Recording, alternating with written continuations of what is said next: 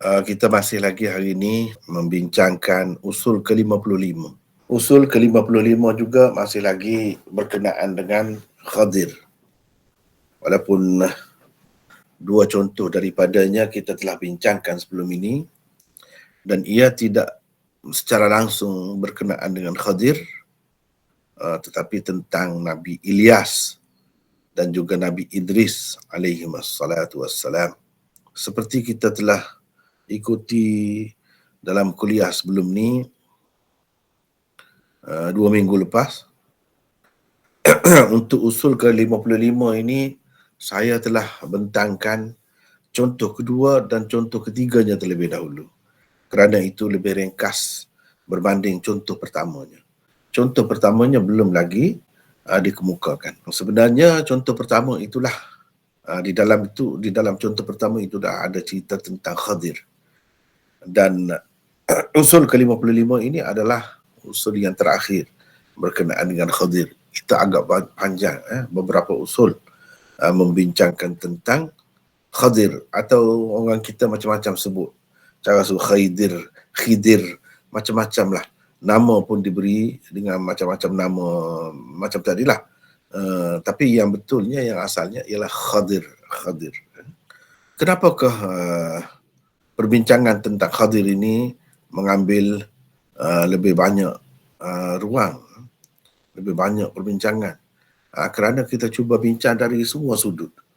Dan ternyata di sepanjang sejarah ni, banyaklah fahaman-fahaman dan ajaran-ajaran sesat ini dikaitkan dengan Khadir yang dipercayai masih hidup. Sekiranya Khadir itu telah mati, ataupun macam mana, dah tak ada dah, itu dia tu termasuk dalam orang-orang zaman dahulu, zaman Nabi-Nabi dahulu. Akan habis cerita. Tapi masalahnya sekarang ni tidak begitu. Terutamanya orang-orang sufi, orang-orang tarekat banyak sangatlah yang mengaitkan tarekatnya dengan Khadir ini.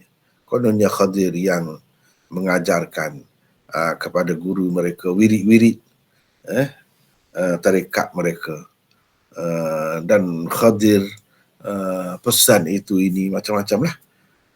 Itu sebab kita cuba bincangkan dari semua sudut. Terbukti daripada perbincangan kita, daripada kalau kita perhatikan sekejap ya. Ni usul ke-55. Saya rasa daripada nota 32 lagi. Daripada usul 52, 53, 54, 55, 4 usul dikhususkan untuk membincangkan tentang Khadir ini. Bermula daripada usul ke-52. Hari ini kita akan cuba merangkumkan semua perbincangan ini tentang Khadir ini, semua sekali nak akan bincangkan tentangnya daripada usul ke-52 hingga ke usul ke-55. Cuba perhatikan di sini. Usul ke-52, hadis-hadis yang menyatakan Khadir dikurniakan umur yang panjang dan beliau masih hidup di zaman Rasulullah sallallahu alaihi wasallam. Malah telah bertemu baginda sallallahu alaihi wasallam. Semuanya maudhu'. Kalau cerita dia ni umur panjang sampai ke zaman Rasulullah tu, maknanya umur panjang lah tu. Kalau dia di zaman Nabi Musa, mana 2000 tahun lebih. Kalau dia ni dipercayai sebagai anak Nabi Adam, berapa ribu tahun, jadi memang panjang lah. Sama ada pertemuannya ketika Rasulullah sallallahu alaihi wasallam masih sihat atau ketika baginda hampir wafat. Demikian juga dengan hadis yang menyebut tentang kedatangannya untuk menziarahi Rasulullah sallallahu alaihi wasallam yang telah wafat dan mengucapkan takziah kepada para sahabat serta ahli keluarga Nabi, ahli keluarganya. Hadis-hadis yang menyatakan Khadir hidup hingga ke akhir zaman juga sama keadaannya. Jadi semuanya boleh dikatakan maudhu'. Kalau dilihat dari sudut sanad, paling baik pun ia hadis dhaif sangat. Tetapi kalau dilihat kepada isinya, maka tidak ada keraguan tentang maudhu'nya. Jadi daripada usul ke-52, kita pergi kepada usul 53. Usul 52. Ni 52 ni nota 32. Ni ada 52 saja. 53 tak ada di sini. Dia ada dalam nota 33. Usul 53. Riwayat-riwayat yang menyatakan Nabi Ilyas atau Ilyasa dan Khadir masih hidup dan mereka dikatakan bertemu pada setiap tahun di tempat-tempat tertentu. Demikian juga pertemuan Khadir dengan Jibril, Mikail dan Israfil pada setiap hari Arafah, semuanya adalah maudhu'. Ini usul-usul. Bila kita jadikan usul ni, maknanya hadisnya tidak satu ya, berkenaan dengan apa yang disebut tu. Hadisnya ada beberapa. Setengah-setengah tu banyak sangat. Walau bagaimanapun mudah saja. Kalau kita bertemu dengan riwayat-riwayat macam ni, kita kena tolak tu lah. Kita kena faham bahawa semuanya maudhu'. Itu 53. Kalau 54 pula, usul 54. Iaitu riwayat-riwayat yang menyatakan Khadir pernah bertemu secara bersemuka dengan mana-mana sahabat. Dia asing-asing tu berbeza tu antara satu usul dengan satu usul yang lain.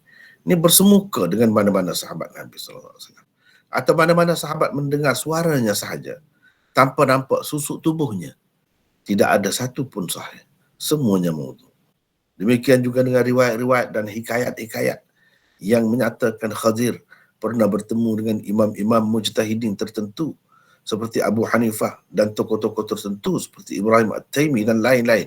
Semuanya maudhu'. Ini 54. Sekarang ni kita duduk tengah bincang tentang usul 55. Usul 55 juga berkenaan dengan Khadir, tetapi berbicara tentang sebab kenapa umurnya dipanjangkan. Itu bezanya daripada usul-usul sebelum ni. Sebab rupanya dalam hadis-hadis maudhu' atau riwayat-riwayat Israiliyat itu ada tersebut tentang sebab kenapa Khadir ataupun orang-orang tertentu, orang-orang lain itu dipanjangkan umur. Bukan saja-saja, dia ada latar belakangnya. Jadi semua riwayat-riwayat yang menyebutkan sebab-sebab kenapa Khadir diberikan umur yang panjang dan beliau akan hidup sampai akhir zaman hanya berpunca daripada riwayat-riwayat Israiliyat dan semuanya adalah maudhu'.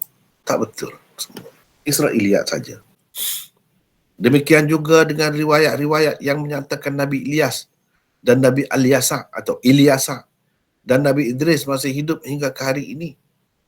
Dan sebab-sebab kenapa mereka diberikan umur yang panjang, semuanya maudhu'. Jadi mana-mana Nabi pun itu mudah saja. Sebab itulah tajuk nota ni ataupun buku ni yang insya-Allah tak lama lagi akan keluar jilid pertamanya. Iaitu 99 usul dirayah. Satu panduan mudah. Jadi memang mudah untuk mengesan hadis-hadis dhaif dan maudhu'. Nak kesan hadis dhaif maudhu' mudah. Tengok ni lah. Cuba ingat usul dia tu. Kalau cerita tentang Nabi Ilyas ke, Alyasa ke, atau Idris ke, atau lain-lain ni, umur panjang dan disebutkan sebab-sebabnya. Itu tak ada satu pun yang sahih. Semuanya maudhu'. Ingat gitulah, mudah. Tanpa kita tahu tentang sanad-sanadnya. Tak payah tahu sanadnya. Memang begitu, sudah diakui, disahkan oleh ulama-ulama, memang maudhu'. Jadi tak payah susah-susah lah kita. Kecuali riwayat-riwayat yang menyatakan Nabi Isa AS masih hidup. Kerana itu sahih. Dan sebelum ini kita telah bincangkan tentangnya. Tentang sebab Nabi Idris dipanjangkan umur. Sebab Nabi Ilyas dipanjangkan umur. Dan bagaimana Nabi Isa itu didakwa dibunuh oleh orang-orang Yahudi, padahal sebenarnya dia tak mati. Mereka menganggap dia telah mati. Sebenarnya dia tidak mati. Itu sahaja yang sahih. Bahkan tentang turunnya Nabi Isa tu, diangkat ke langit Nabi Isa tu, hadis-hadisnya sampai ke peringkat mutawatir maknawi. Dan selepas ini insya-Allah kita akan bincang secara keseluruhan, merangkumi keempat-empat usul. InsyaAllah kita akan bincang secara terbuka selepas ini. Ini nak tengok sepintas lalu terlebih dahulu tentang usul ke-55 ini. Nabi Isa masih hidup. Firman Allah di dalam Al-Quran juga membuktikan Nabi Isa alaihissalam masih hidup, tetapi bukan dalam kehidupan di bumi. Nabi Isa ni dia hidup bukan dalam kehidupan di bumi. Itu pun diterima pun, bukan dia duduk di atas bumi. Kira-kiranya dia tidak terpengaruhlah dengan kesan-kesan bumi ni yang menyebabkan manusia itu musnah. Manusia itu akan berakhir hidupnya. Nabi Isa berada dalam suasana yang lain. Dan berdasarkan sekian banyak hadis-hadis, dia akan diturunkan oleh Allah Subhanahu Wa Taala di suatu masa nanti. Entah ia sempat ke tidak atau dengan kita atau macam mana. Tetapi seperti sebelum ini saya dah ceritakan, berdasarkan sekian banyak hadis-hadis tentang alamat-alamat kiamat, nampaknya banyak perkara lagi yang disebutkan akan muncul, akan berlaku sebelum Nabi Isa itu pun, sampai hari ini pun banyak lagi tak berlaku. Jadi kira-kira Nabi Isa itu tak tahu di mana lah. Wallahu a'lam, tak tahu bila akan berlaku penurunan Nabi Isa itu.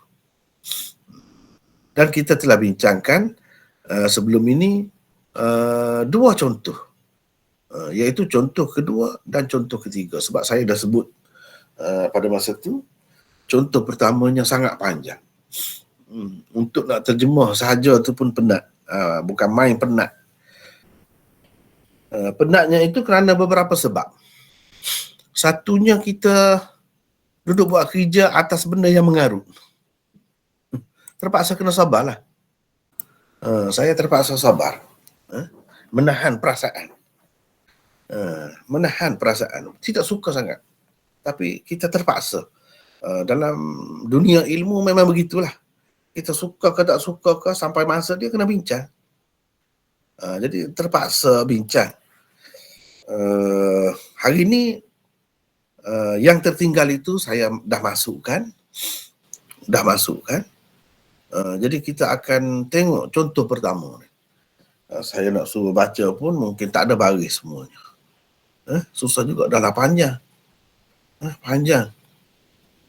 Ni cerita yang mengarut ni. Tetapi terpaksa dikemukakan. Rasanya sebelum ini mungkin sahabat-sahabat kita, peserta-peserta sekalian, belum lagi bertemu cerita ni. Dan belum lagi diterjemahkan secara lengkap cerita tentang sebab kenapa umur Khadir itu panjang. Kenapa umur Khadir itu panjang. Jadi di sinilah kita akan bertemu hari ini. Ada 2-3 muka surat ni. Saya bacalah lebih kurang. Saya baca lebih kurang. Setengah-setengah kitab tu dia ada baris, tapi dia ada perbezaan lah di sana sini. Antara satu riwayat dengan satu riwayat yang lain. Ini adalah berdasarkan riwayat Ibnu Asakir di dalam kitabnya Tarikh Dimashq. Ni Amba'ana Abu Muhammad Abdullah ibn Ahmad ibn Samarqandi Wahibatullah ibn Ahmad ibn al-Akfani. Ini kata siapa? Kata Ibnu Asakir. Dan ini terdapat dalam kitab mana? Dalam kitab Tarikh Dimashq. Tarikh Dimashq ni sangat besar. Berpuluh-puluh jilid. Berpuluh-puluh jilid. Dalam setengahnya cetakan tu mungkin 100 lebih jilid. Jadi macam-macam lah ada di dalamnya tu. Yang betul pun ada, yang karut pun ada juga. Kalau kita tengok di dalam kitab lain, contohnya kitab ini, di sini, dalam kitab-kitab tafsir pun ada juga disebutkan cerita ni. Contoh ni, ini saya nak tunjuk ni. Dalam kitab sejarah tu tak kira lah, Mir'atuz Zaman. Ada, ini cerita ni. Kemudian Syarah Bukhari, Safiri, Al-Majalisul Wa'ziyah. Ada juga sebut cerita ni. Cumanya dia berbeza-beza pula lah. Saya tak kemukakan semuanya. Sebab nak kemukakan semuanya tu banyak. Saya pilih yang kira-kiranya ada sanad. Kira-kiranya ada sanad. bukan semata-mata cerita begitu. Ini pun satu cerita yang lain pula, versi lain pula, cerita dengan Hasan Basri. Di dalam Al-Bidayah wan Nihayah, Hafiz Ibnu Kathir juga ada sebut juga. Dan dia mengambil daripada Ibnu Asakir juga. Ini Ibnu Asakir. Jadi saya ambil yang asas lah kira-kiranya. Yang asas. Walaupun sebelum itu sudah ada dah pengarang yang mengemukakan cerita ini lebih kurang seperti yang dikemukakan oleh Ibnu Asakir ini, iaitu Abu Syekh. Abu Syekh di dalam kitabnya Al-Azamah.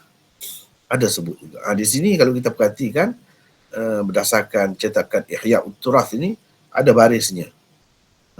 Tetapi saya ambil yang Ibnu Asakir itu sebab Ibnu Kathir ini pun ambil daripada dia juga. Cuma kebetulan yang ada itu tarikh Ibnu Asakir itu dia tak ada baris. Tak ada baris.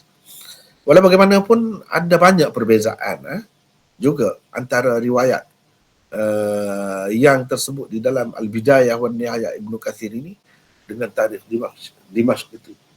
Pada beberapa tempat ada perbezaannya lah. Umpamanya tentang nama-nama misalnya.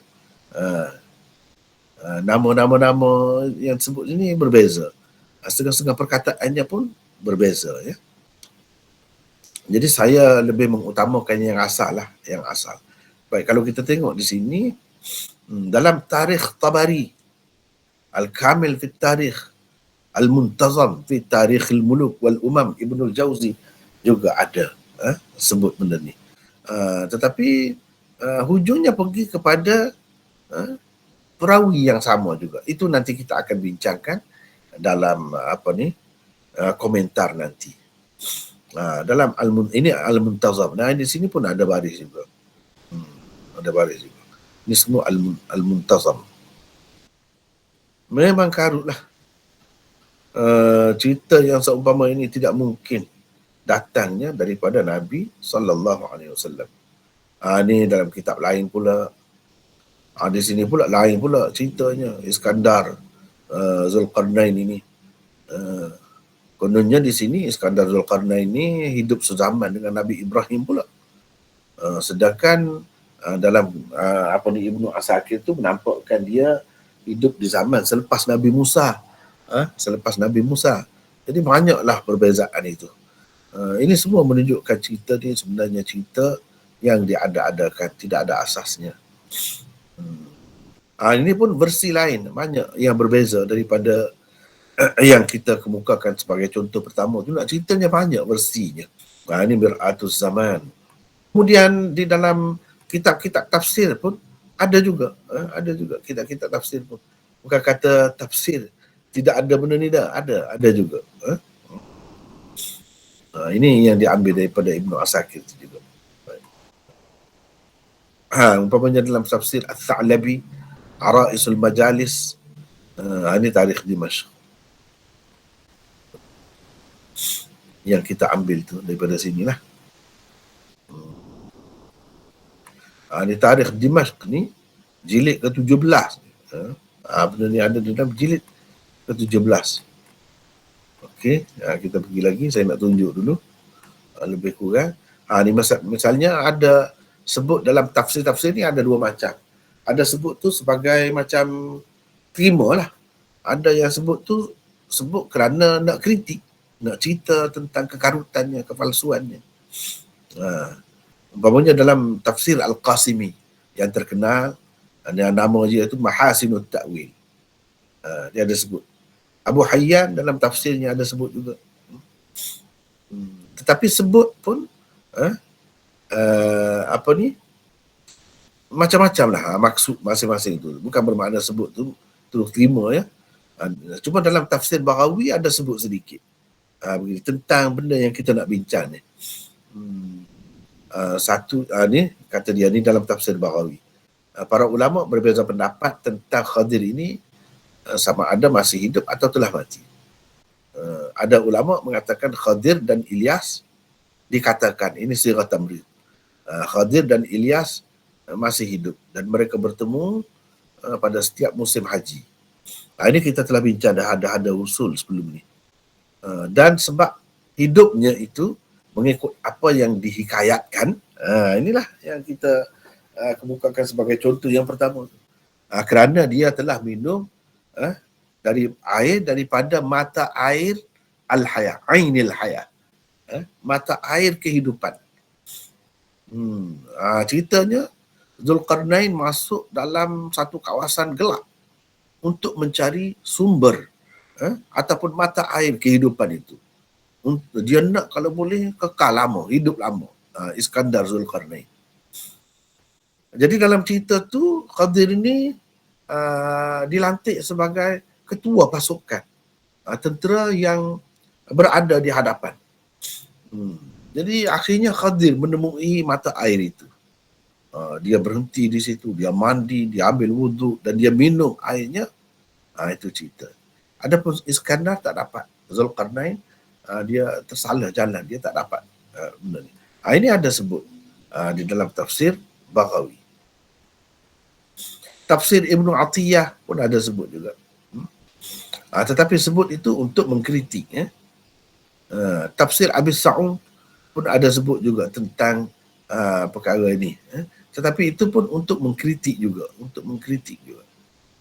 Kalau kita tengok di dalam Rawdatul Muhaddithin, kita akan dapati berdasarkan riwayat Ibnu Abi Hatim, Ainul Hayat ini terletak dalam perjalanan Nabi Musa berangkat dengan muridnya untuk pergi mencari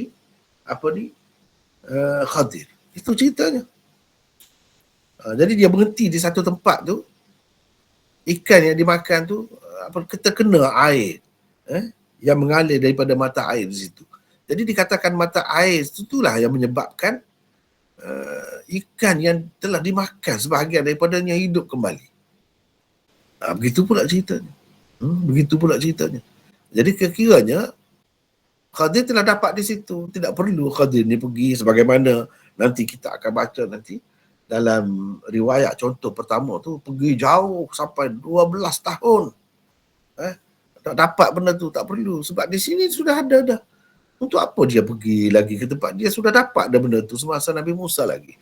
Apa perlunya dia pergi nak keluar nak pergi cari dengan Iskandar Zulkarnain pula. Jadi di sini sudah ada percanggahan itu dengan riwayat itu. Dalam Fathul Bari pun ada sebut juga, tapi ini semua nak sebut sebagai nak kritik lah, bukan sebut tu sebagai nak jadikan hujah, tidak.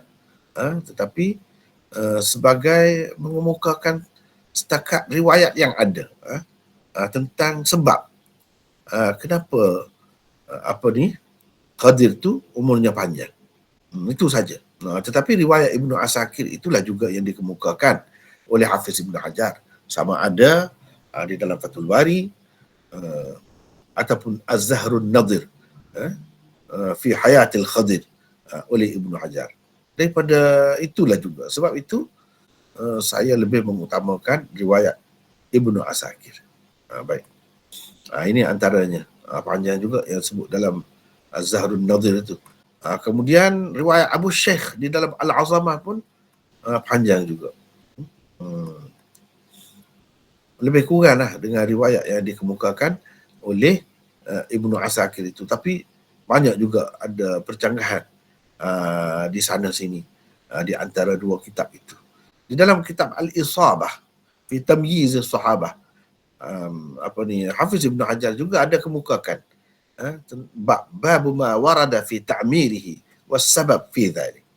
Bab riwayat-riwayat yang tersebar yang sampai kepada kita berhubung dengan kenapa tentang sebab kenapa umur Khadir itu panjang. Jadi dia sebutlah ni macam-macam ni. Jadi banyak versinya.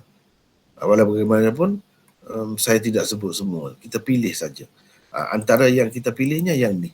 Sebab yang ni agak lengkap tetapi agak menjemukan. Sabarlah. Kalau nak belajar kena sabarlah, ya. Menghadapi cerita-cerita yang mengarut seperti ni. Saya lebih penat lagi nak tulis tu. Nak terjemah tu. Jadi sahabat-sahabat kita, peserta-peserta sekalian ni nak turut saja ya.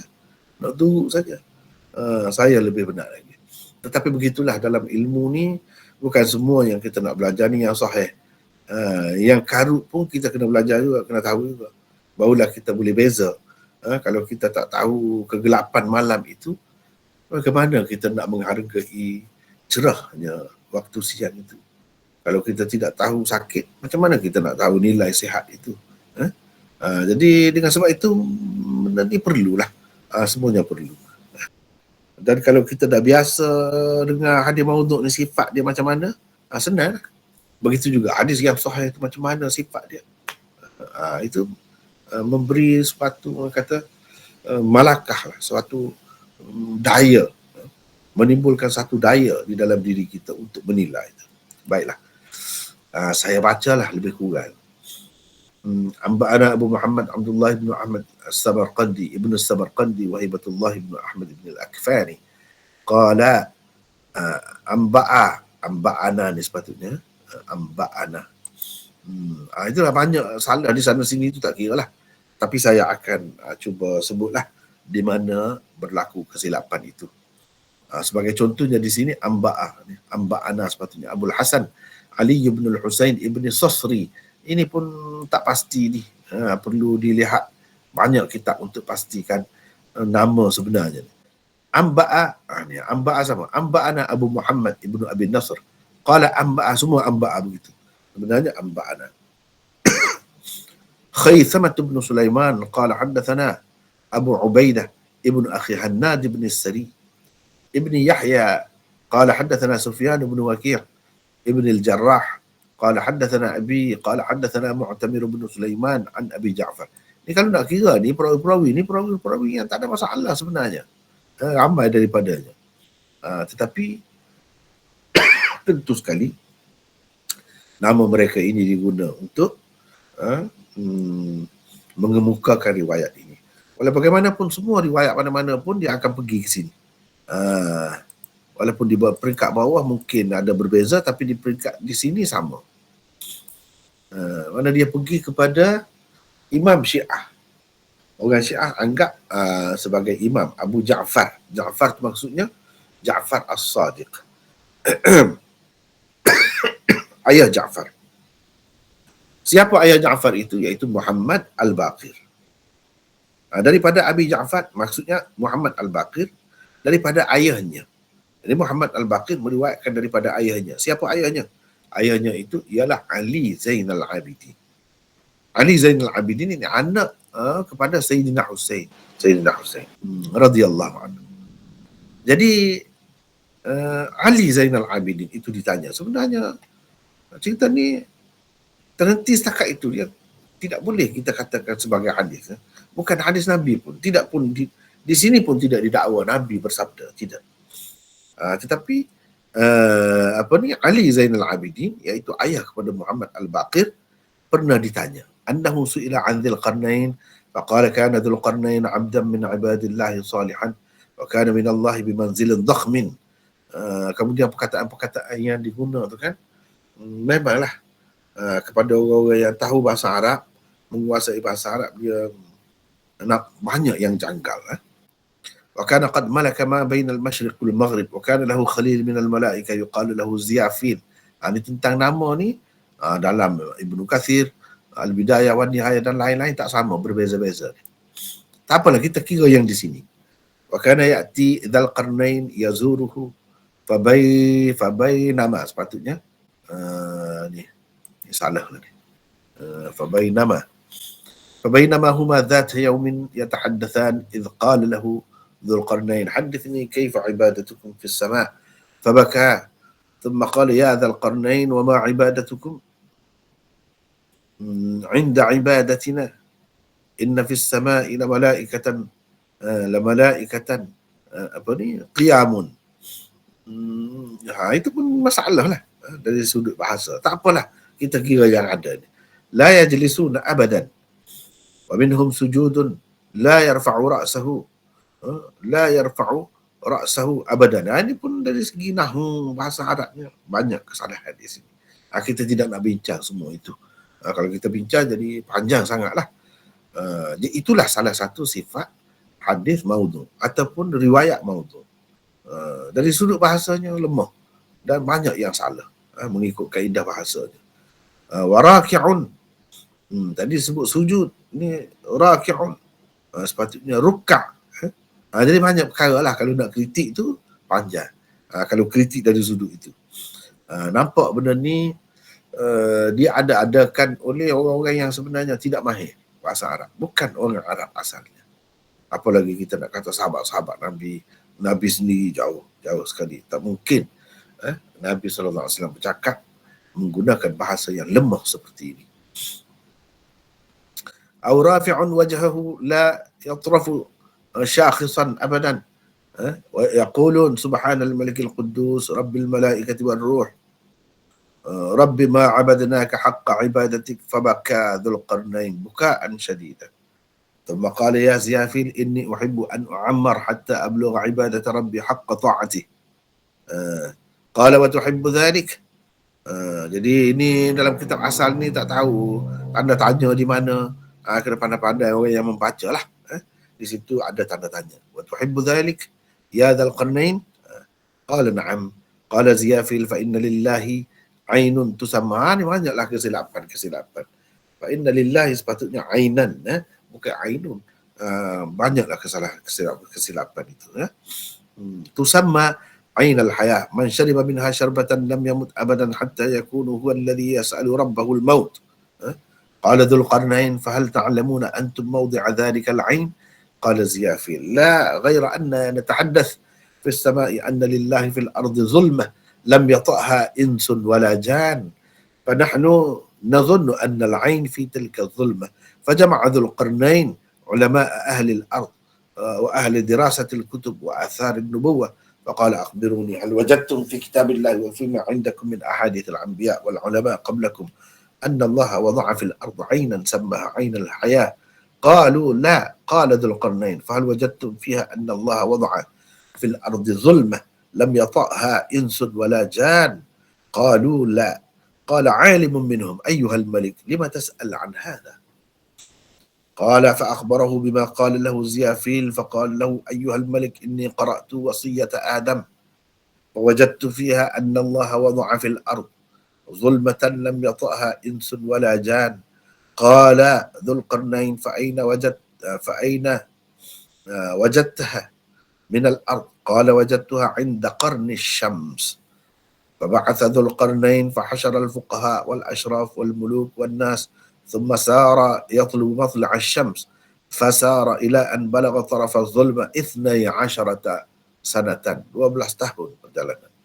فأما الظلمة فليست بليل وهي ظلمة تفور مثل الدخان فعسكر ثم جمع علماء أهل عسكره فقال لهم إني أريد أن أسلك هذه الظلمة. فقالوا أيها الملك قد كان قبلك من الأنبياء والملوك لم يطلبوا هذه الظلمة قبل أن تطلبها فإن نخاف أن ينبعق عليك أمر تكرهه ويكون فيه فساد أهل الأرض. قال ذو القرنين, ni saya sambil baca ni saya tidak sebut ni di mana kesilapan. Kalau nak sebut banyaklah. قال ذو القرنين لا بد من أن أسلكها فخرت العلماء سجودا ثم قالوا أيها الملك كف عن هذا ولا تطلبها فإنا لو كنا نعلم أنك إذا طلبتها ظفرت بما تريد ولم يسخط الله علينا لكان ولكننا نخاف العيب من الله وأن ينبعق علينا منها أمر يكون فيها فساد أهل الأرض ومن عليها. قال ذو القرنين إنه لا بد من أن أسلكها. فقالوا فشأنك قال فأخبروني أي الدواب أبصر؟ قالوا البكار فأرسله فجمع له 6,000 فرس أنثى بكارة. Ini pun kesilapan lah, banyak perkara lah. وانتخب من عسكره 6,000 رجل من أهل العقل والعلم فدفع إلى كل رجل فرس. sepatutnya farasan, banyak salah. وعقد للخضر على مقدمته في 2,000 رجل وبقي هو في 4,000 وقال لمن بقي من الناس في العسكر لا تبرحوا من عسكركم 12 سنة فإن نحن رجعنا إليكم وإلا فارجعوا إلى بلدكم. فقال الخضر أيها الملك إنما نسلك ظلمة لا ندري كم مسيرها ولا بعضنا بعضا فكيف نصنع بالضلال إذا أضللنا. Ini pun bahasanya tu. فدفع ذو القرنين خرزة حمراء فقال إذا أصابكم الضلل فاطرح هذه الخرزة إلى الأرض فإذا صاحت فلترجع أهل الضلال. Ini pun teruk lah. Tak apalah, saya tidak nak komen sebab terlalu banyak.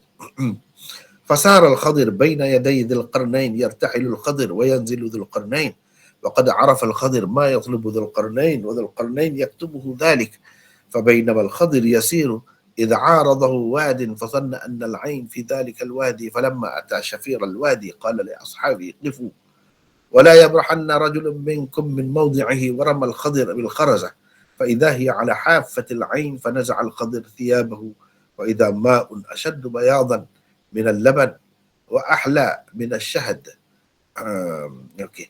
فشرب منه وتوضأ واغتسل ثم خرج فلبس ثيابه ثم رمى بالخرزة نحو صاحبه لمه فوقعت الخرزة فصاحت فرجع الخضر إلى صوت الخرزة وإلى أصحابه فركب وقال لأصحابه سيروا بسم الله ومر ذو القرنين فأخطأ الوادي فسلكوا تلك الظلمة 40 يوما ثم خرجوا إلى ضوء ليس بضوء شمس ولا قمر أرض حمراء خشاشة وإذا في تلك الأرض قصر مبني طوله فرسخ في فرسخ مبوب له أبواب فنزل ذو القرنين بعسكره ثم خرج وحده حتى نزل القصر فإذا حديدة قد وضع طرفها على حافتي القصر من ها هنا وها هنا وإذا طائر أسود كأنه الخطاف أو الخطاف مزموما بأنفه إلى الحديدة معلق بين السماء والأرض فلما سمع الطائر خشخشة ذي القرنين قال من ذا؟ قال ذو القرنين. قال الطائر أما كفاك ما وراءك حتى وصلت إلي يا ذا القرنين حدثني. قال سل عما شئت. قال هل كثر بنا الجص هل كثر بنا ni bina sepatutnya ni adalah yang kita boleh kata ini silap cetak, tak jadi masalah yang macam ni, tapi banyak yang memang silap. Wal ajur qala na'am qala fantafada intifada thumma intafakha thuluth al hadithah thumma qala ya dhal qarnain akhbirni qala sal qala hal kathurat shahadatu zur fil ard. Di sini pun ni poin ni saya tak sebut. Saya tak sebut dalam komentar, sepatutnya disebut. Sebab dia tanya adakah telah banyak kesaksian-kesaksian palsu di bumi, seolah-olahnya mereka tidak berada di bumi ini. Padahal jelas masih di bumi. Itu sudah bercanggah. Qala na'am. Qala fantafadha at-ta'ir thumma intafaqa hatta mala'a thuluthai al-hadida. Thumma qala ya dhal qarnain akhbirni hal kathurat al-ma'azif fil ard. قال نعم فانتفض الطائر ثم انتفق حتى ملأ الحديدة وسد ما بين جداري القصر ففرق ذو القرنين فرقا شديدا فقال الطائر يا ذا القرنين لا تخف حدثني. قال سل. قال هل ترك الناس شهادة أن لا إله إلا الله بعد؟ قال لا. فانتفض الطائر ثلاثا ثم قال حدثني. قال سل. قال هل ترك الناس صلاة المكتوبة بعد؟ قال لا. ini pun cara penggunaan yang pelik. قال لا. فانتفض الطائر ثلاثا ثم قال حدثني. قال سل. قال ترك الناس الغسل من الجنابة بعد؟ قال لا. قال فعاد الطائر كما كان ثم قال يا ذا القرنين أسألك الدرجة إلى أعلى القصر فسلكها ذو القرنين وهو خائف حتى إذا استوى على صدر الدرجة إذا سطح ممدود وإذا عليه رجل نائم. Ini pun saya dah tengok di tempat lain, bukan naimun tetapi qaimun. Ini boleh kita kata silap cetak lah. Au syabbahahu birrajul. Ini pun lemah ni ayat ni. Syab alaihi thiyabun bayad dalam setengah-setengah kitab itu disebut thiyabun bid, itu yang betul.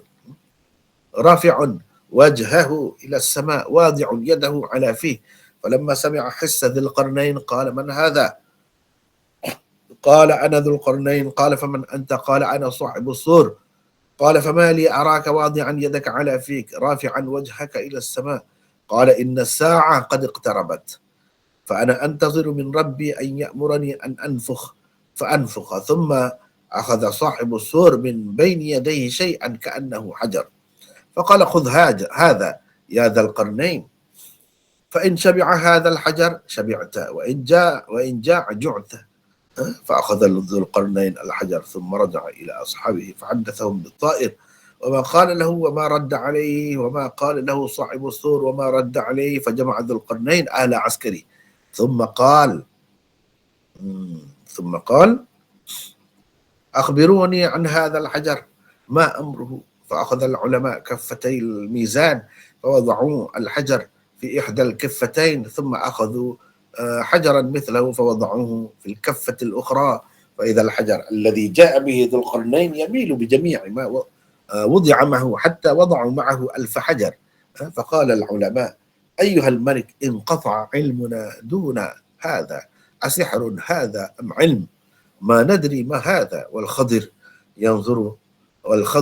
ينظر ما يصنعون وهو ساكت فقال ذو القرنين للخضر هل عندك علم من هذا قال نعم فأخذ الميزان بيده وأخذ الحجر الذي جاء به ذو القرنين فوضعه في إحدى الكفتين ثم أخذ حجرا من تلك الحجارة مثله فوضعه في الكفة الأخرى ثم أخذ كفا من تراب فوضعه مع الحجر الذي جاء به ذو القرنين فاستوى فخر العلماء سجدا فقالوا سبحان الله إن هذا العلم ما نبلغه فقال ذو القرنين للخضر فأخبرنا ما هذا فقال الخضر أيها الملك إن سلطان الله قاهر لخلقه وأمره نافذ فيهم وإن الله ابتلى خلقه بعضهم ببعض فابتلى العالم بالعالم والجاهل بالجاهل وابتلى العالم بالجاهل والجاهل بالعالم itu sepatutnya. Dalam kitab lain pun disebut begitu. Ini kita boleh kira sebagai silap cetak lah. والله ابتلاني بك وابتلاك بي فقال له ذو القرنين حسبك قد أبلغت فأخبرني قال أيها الملك هذا مثل ضربه لك صاحب السور إن الله سيب لك البلاد وأوطأك منها ما لم يؤت أحدا فلم تشبع وأبت نفسك إلا شرحا حتى بلغت من سلطان الله ما لم يبلغه أحد ولم يطلبه إنس ولا جان فهذا مثل ضربه لك صاحب السور وأن ابن آدم لن يشبع أبدا دون أن يحثى عليه التراب فبكى ذو القرنين ثم قال صدقت يا خضر في ضرب هذا المثل لا جرم لا أطلب أثرا في البلاد بعد مسيري هذا حتى أموت ثم ارتحل ذو القرنين راجعا حتى إذا كان في وسط الظلمة لقي الوادي الذي كان فيه الزبرجد فقال الذي معه أيها الملك ما هذا تحتك وسمعوا خشخشة تحتهم فقال ذو القرنين خذوا فإنه من أخذ ندم ومن ترك ندم فأخذ الرجل منه الشيء بعد الشيء وترك عامتهم فلم يأخذوا شيئا فلما خرجوا إذا هو زبرجد فندم الآخذ والتارك ثم رجع ذو القرنين إلى دومة الجندل وكان منزله بها فقام بها حتى مات قال أبو جعفر ini cerita di sini ni sepatutnya kita titik. قال أبو جعفر كان رسول الله صلى الله عليه وسلم يقول يرحم الله أخي ذا القرنين لو ظفر بالزبرجد في مبدئه ما ترك منه شيئا حتى يخرجه إلى الناس لأنه كان راغبا في الدنيا ولكنه ظفر به وهو زاهد في الدنيا لا حاجة له فيها. Panjang, barulah habis. Barulah habis. Nak habis. Penat ya? Macam mana Hadirin dan hadirat sekalian, tak penat. Saya takut apa ni dah terlena setengah tu dengar. Lama sangat baca tu, panjang sangat. Tak letih kau, tak mengantuk kau dengar tu? Tak ada.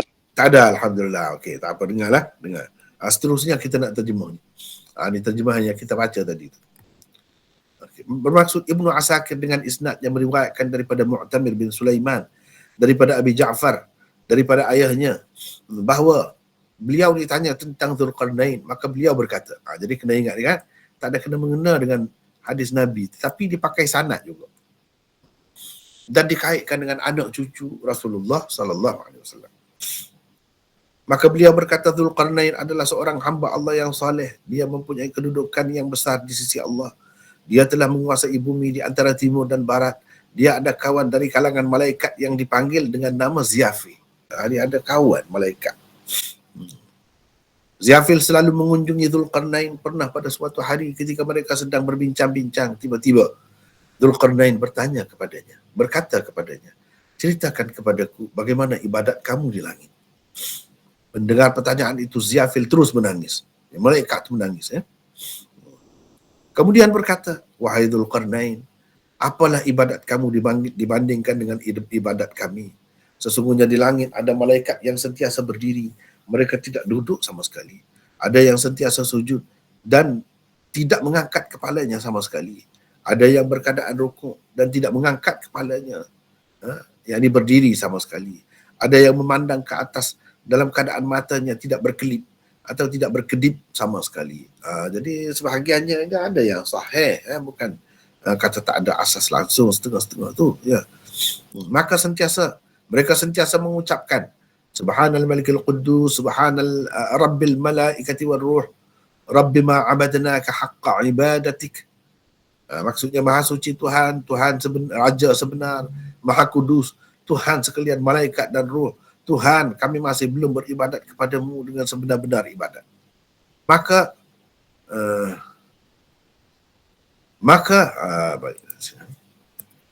Menangis berderai-derailah Dzulqarnain. Dzulqarnain menangis sungguh. Dengan penuh perasaan menangis. Kemudian Dzulqarnain berkata, wahai Ziyafil, aku hendak umurku dipanjangkan supaya aku dapat beribadat kepada Tuhanku dengan sebenar-benar. Dengan sebenar-benarnya. Kata Ziyafil, engkau mahu begitukah, wahai Dzulqarnain? Jawab Dzulqarnain, ya. Maka berkata Ziyafil, sesungguhnya Allah ada mata air. Ia dipanggil mata air kehidupan, Ainul Hayat. Sesiapa minum seteguk sahaja daripadanya, dia tidak akan mati selama-lamanya, sehingga dia sendirilah yang meminta kematian kepada Tuhan. Ini cerita ini puncanya. Khadir itu panjang umum. Kata Dzulqarnain, kamu tahukah di mana tempat mata air itu? Jawab Ziyafil, tidak. Mana dengan pasti. Cuma kami di langit selalu berbicara bahawa Allah ada satu kawasan gelap di bumi. Tempat itu tidak pernah dipijak baik oleh manusia maupun jin. Kami rasa mata air itu ada di kawasan gelap tersebut. Dzulqarnain pun mengumpulkan sekalian saintis di bumi dan para pengkaji kitab-kitab dan kesan-kesan peninggalan para nabi. Beliau bertanya mereka, pernahkah kamu temui di dalam kitab Allah hadis-hadis para nabi yang ada padamu atau penemuan para saintis sebelummu bahawa Allah mempunyai satu mata air di bumi yang dinamakan mata air kehidupan? Mereka menjawab, tidak pernah. Dzulqarnain terus bertanya, pernahkah kamu temui di dalam kitab Allah hadis-hadis para nabi yang ada padamu atau penemuan para saintis sebelummu bahawa Allah mempunyai satu kawasan gelap di bumi yang tidak pernah dipijak baik oleh manusia maupun jin? Jawab mereka, tidak pernah. Lalu ada seorang alim di antara mereka bertanya, Tuanku, kenapa Tuanku bertanya tentang perkara ini? Maka Dzulqarnain menceritakan apa yang telah diceritakan kepadanya oleh Ziyafil. Lalu orang alim itu berkata, sesungguhnya aku ada terbaca wasiat Adam. Wasiat Adam. Di dalamnya tertulis bahawa Allah menjadikan satu kawasan gelap di bumi yang tidak pernah dipijak baik oleh manusia maupun jin. Dzulqarnain bertanya, di mana terletak kawasan itu? Jawab orang alim, ia terletak dekat tanduk matahari. Maka Dzulqarnain menghantar orang-orang suruhannya supaya mengumpulkan para fuqaha, bangsawan, raja-raja dan orang ramai. Kemudian beliau berangkat menuju ke tempat naik matahari. Beliau berjalan terus sehingga sampai ke tepi kegelapan selama 12 tahun. Perjalanan dia mengambil masa 12 tahun. Kegelapan itu bukanlah seperti kegelapan malam. Ia adalah kegelapan yang membuat-buat seperti asap. Sesampai di situ, barulah beliau berhenti dan berkumpullah semua pasukan tenteranya. Di situ Zulkarnain mengumpulkan para ulama dan saintis daripada setiap kumpulan tenteranya. Lalu beliau berkata kepada mereka, aku hendak meredah kegelapan ini. Maka berkatalah mereka, Tuanku, sebelum Tuanku belum ada lagi nabi atau raja yang mencari kegelapan ini. Kami bimbang, Tuanku akan ditimpa sesuatu yang tidak diingini dan akan berlaku kerosakan kepada penduduk bumi kerananya. Kata Zulkarnain, aku bagaimanapun pasti akan meredahnya. Mendengar keputusan Zulkarnain yang tegas itu, maka bersujudlah sekalian ulama dan saintis. Kemudian mereka berkata pula, Tuanku, tolong janganlah diredah kegelapan ini. Jika kami yakin Tuanku akan memperolehi apa yang dikehendaki Tuanku, tanpa kami dimurkai Allah, nescaya bolehlah diteruskan kehendak Tuanku itu. Tetapi kami benar-benar takut akan kemurkaan Allah dan sesuatu yang tidak baik menimpa kita. Sesuatu yang menyebabkan bumi dan semua penghuninya binasa. Zulkarnain tetap berkata, aku bagaimanapun pasti akan meredahnya. Kata mereka, kalau begitu terpulanglah kepada Tuanku. Kata Zulkarnain seterusnya, tolong ceritakan kepadaku, kuda yang macam manakah yang paling tajam penglihatannya? Kata mereka, kuda dara. Maka Zulkarnain memerintahkan supaya dicari dan dikumpulkan kuda seperti itu. Hasilnya terkumpullah sebanyak 6,000 ekor kuda dara. Dipilihnya pula 6,000 orang tentera yang bijaksana dan berilmu. Kepada setiap orang daripada mereka diberikan seekor kuda. Ekor kuda dara. Beliau melantik Khadir. Ini cerita Khadir ni. Sebab ini semua ni dibawa usul tentang Khadir. Di sini terbit cerita Khadir. Macam mana dia nak dapat tu. Beliau melantik Khadir memimpin pasukan hadapan tentera yang terdiri daripada 2,000 orang. Sementara beliau sendiri pula memimpin 4,000 bala tentera selebihnya. Zulkarnain memerintahkan agar bala tenteranya yang lain terus menunggunya selama 12 tahun. Dia kata jangan pergi ke mana, duduk situ 12 tahun. Katanya kepada mereka, jika kami kembali kepadamu, maka kamu akan kembali bersama kami. Dan jika kami tidak kembali, maka kembalilah kamu ke negerimu. Ketika itu berkatalah Khadir, Tuanku, sesungguhnya kita akan meredah kegelapan. Entah berapa jauh perjalanannya. Sebahagian kita pula tidak akan bersama. Apa harus kita lakukan jika ada antara kita tersesat? Maka Zulkarnain memberikan sebiji permata merah. Seraya berkata, jika kamu tersesat, campaklah permata ini ke bumi. Ia akan berbunyi. Dengan itu dapatlah orang yang tersesat kembali kepada kumpulannya. Maka berjalan teruslah Khadir di hadapan Zulkarnain.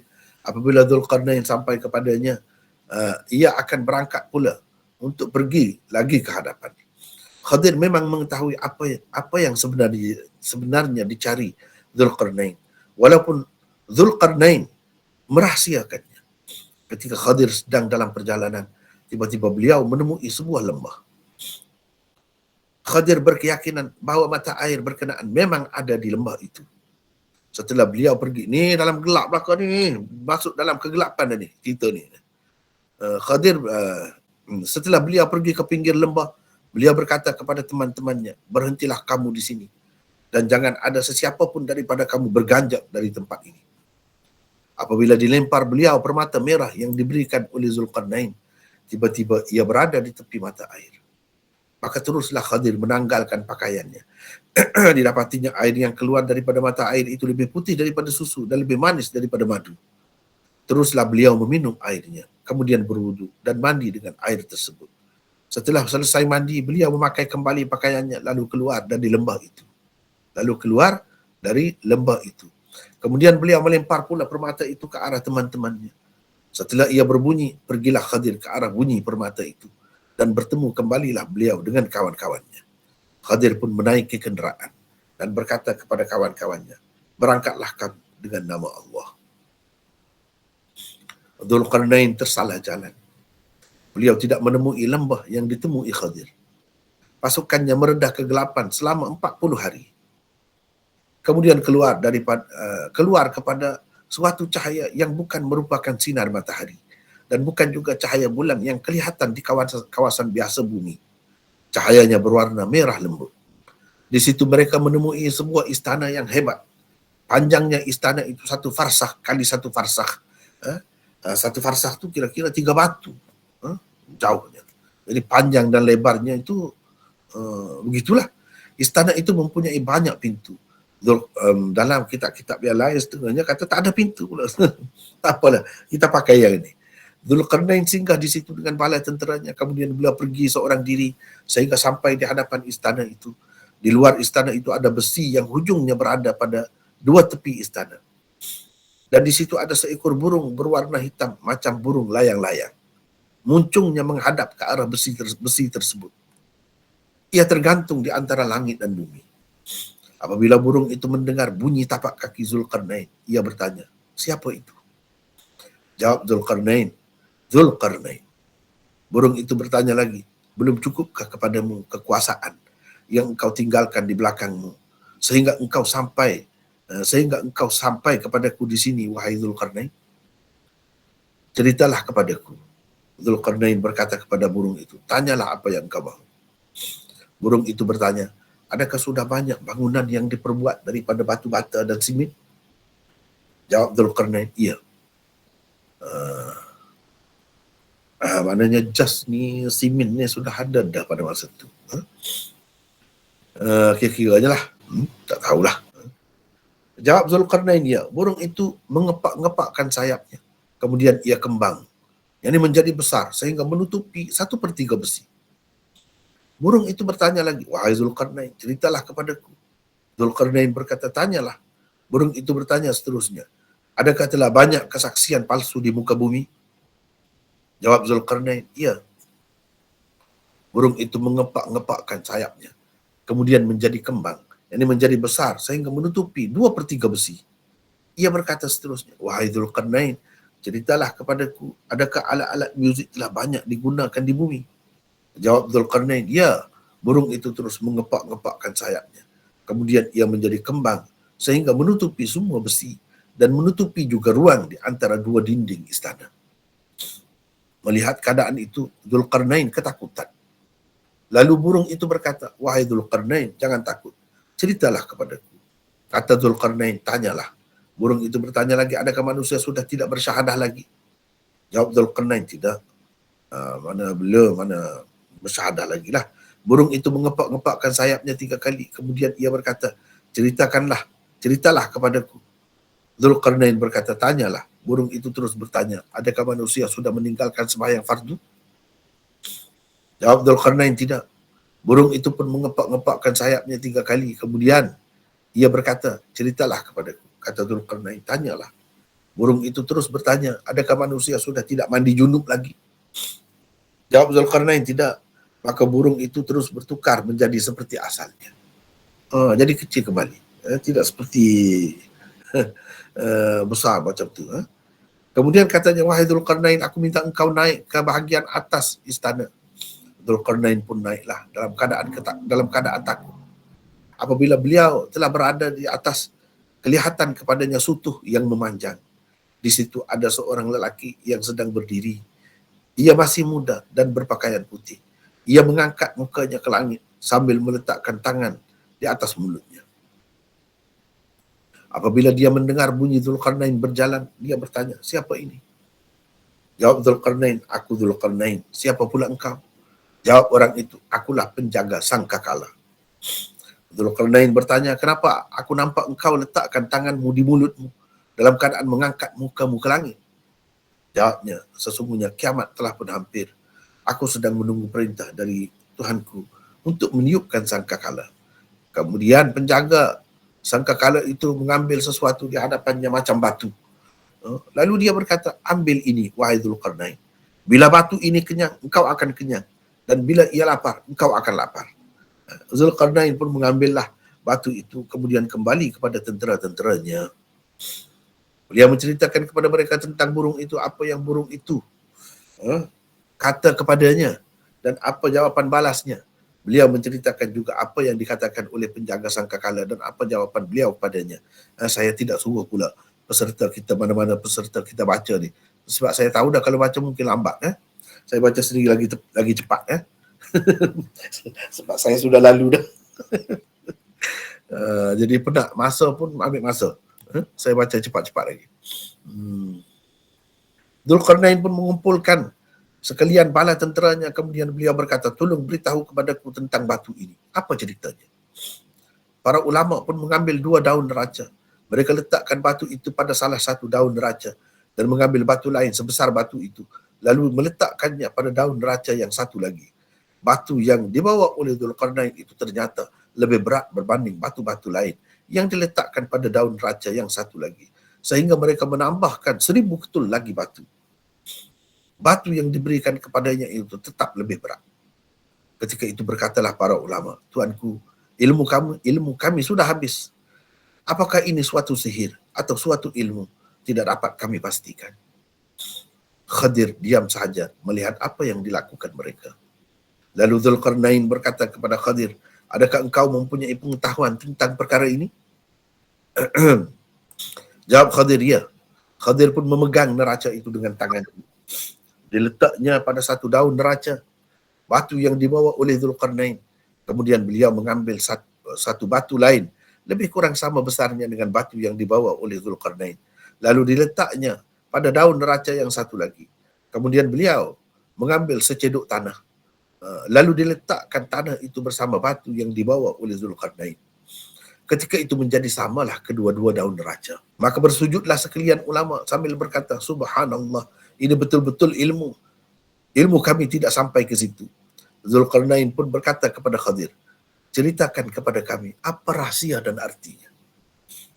Maka Khadir menerangkan, katanya, Tuanku, sesungguhnya kekuasaan Allah itu mengalahkan segala kuasa makhluknya. Dan perintahnya pula berlaku terhadap sekalian makhluknya. Sesungguhnya Allah menguji sebahagian makhluknya dengan sebahagian yang lain. Diujinya orang alim dengan orang alim. Orang jahil dengan orang jahil. Diujinya juga orang alim dengan orang jahil. Dan orang jahil dengan orang alim. Sebagaimana Allah mengujiku denganmu, Dia juga mengujimu denganku. Lantas Dzulqarnain berkata, cukuplah apa yang engkau katakan itu. Beritahulah kepadaku cerita sebenarnya. Khadir terus berkata, Tuanku, ini adalah suatu perumpamaan yang dikemukakan oleh penjaga sangkakala itu untukmu. Sesungguhnya Allah telah memberikan kepadamu kuasa memerintah dunia. Diberikan kepadamu apa yang tidak diberikan kepada sesiapa pun. Tetapi engkau tetap tidak kenyang. Nafsumu tetap serakah. Sehingga engkau sampai kepada kekuasaan yang tidak ada sesiapa pun sampai kepadanya. Dan tidak ada manusia maupun jin menuntutnya. Ini adalah suatu perumpamaan yang dibuat oleh penjaga sangkakala itu untukmu, bahawa anak Adam itu tidak akan kenyang sampai bila-bila, sehingga ditimbuskan tanah ke atasnya. Maka menangislah Dzulqarnain. Kemudian beliau berkata, benar sekali katamu itu, wahai Khadir. Berhubung dengan perumpamaan itu, aku tidak akan mencari lagi kekuasaan selepas perjalananku ini sehingga aku mati. Kemudian Dzulqarnain berangkat pulang, sehingga apabila beliau berada di tengah-tengah kegelapan, ditemuinya lembah yang penuh dengan permata Zabarjad. Orang-orang yang ada bersamanya berkata, Tuanku, apa di bawahmu ini? Mereka mendengar bunyi sesuatu di bawah mereka. Maka kata Dzulqarnain, ambillah. Sesungguhnya orang yang mengambilnya akan menyesal, dan orang yang tidak mengambilnya juga akan menyesal. Maka ada orang yang mengambil sedikit-sedikit sahaja, tetapi kebanyakan mereka tidak mengambil apa-apa. Bila mereka keluar dari kegelapan itu, mereka dapati ia adalah permata Zabarjad. Maka menyesallah orang yang mengambil dan yang tidak mengambil. Kemudian Dzulqarnain kembali ke Dumatul Jandal. Di situ ada kediamannya. Beliau menetap di situ sehingga meninggal dunia. Habis ceritanya. Kemudian komen Abu Ja'far, yakni Muhammad Al-Baqir. Kata Abu Ja'far, yakni Muhammad Al-Baqir, Rasulullah SAW dikaitkan dengan Rasulullah pula di sini. Maknanya ceritanya ada juga dikaitkan dengan Rasulullah. Tetapi sanadnya tidak sampai pun kepada Rasulullah. Ini putus ni. Abu Ja'far dengan Rasulullah ni terlalu jauh. Hadis ini bukan seorang perawi yang gugur, tapi beberapa orang perawi gugur. Rasulullah SAW selalu bersabda, semoga Allah merahmati saudaraku Dzulqarnain, kalaulah dia mendapat permata Zabarjad itu di permulaan pengembaraannya, tentu dia tidak meninggalkan sedikit pun daripadanya. Semua akan diambilnya dan dikemukakan kepada orang ramai. Kerana pada ketika itu, dia memang gemarkan dunia. Tetapi dia menemui permata Zabarjad itu ketika telah pun zahid terhadap dunia. Tiada lagi sedikit pun hajatnya kepada dunia. Habis itu. Itulah terjemahan kepada teks yang panjang dan cukup menjemukan. Penatnya saya tulis ini sehingga malam tadi saya panggil anak saya Muawiyah supaya tuliskan. Saya baca sambil tidur saja, terjemah sambil tidur. Dia tulis sampai habis. Penat saya. Penat tu sebab apa? Sebab kita pun bukan suka. Terpaksa. Saya bukan suka. Terpaksa. Jadi dia type cepat. Cepatlah sudah. Sebab kalau saya kena tengok sini, tengok banyak. Lambat. Tapi dengan dia tulis tu lagi cepat sudah. Itulah lebih kurangnya terjemahan kepada 2-3 muka surat riwayat yang begitu panjang, tetapi cukup membosankan saya. Walaupun begitu saya paksa diri saya, sebab ini ilmu untuk disampaikan kepada hadirin dan hadirat, kepada peserta-peserta kita hari ini, hadirin dan hadirat dalam online lah maksudnya. Di hadapan saya tidak ada sesiapa pun sebenarnya, kecuali kita semua ni pada hakikatnya ada juga. Itulah cukup menjemukan. Benda ni ada di mana? Baik, kita tengok rujukannya. Oleh kerana saya ambil daripada tarikh Dimashq, itulah yang pertama, mula-mula sekali saya sebut, Ibnu Asakir. Dalam tarikh Dimashq, jilid 17, muka surat 346 sehingga 350. Ibnu Kathir dalam Al-Bidayah wan Nihayah. Dan seterusnya, sini baca sinilah. Ini semua ada dalam kitab ni. Ada. Baiklah. Oleh kerana masa pun tidak mengizinkan kita, dan kita nak cepat, kita tengok teruslah komentar. Riwayat yang dikemukakan sebagai contoh pertama ini tidak lebih daripada satu riwayat Israiliyat. Itu bendanya. Bila kita bertemu dengan sesuatu riwayat, sesuatu cerita, kena pasti dulu cerita ni masuk dalam cerita apa ni. Oleh kerana cerita zaman dahulu sebelum Nabi kita, maka puncanya tentu sekali riwayat-riwayat Israiliyat. Sanad yang tersebut di permulaannya adalah sanad Ibnu Asakir di dalam tarikh Dimashq. Tadi kan ada sanad, itu sanad Ibnu Asakir. Adapun sanad orang lain berbeza pula, lain pula. Tetapi sampai di atas tu sama juga. Dua sanad Abu Shaykh juga berakhir dengan Abu Ja'far, yakni Muhammad Al-Baqir daripada ayahnya, yakni Ali Zainul Abidin, seperti sanad Ibnu Asakir.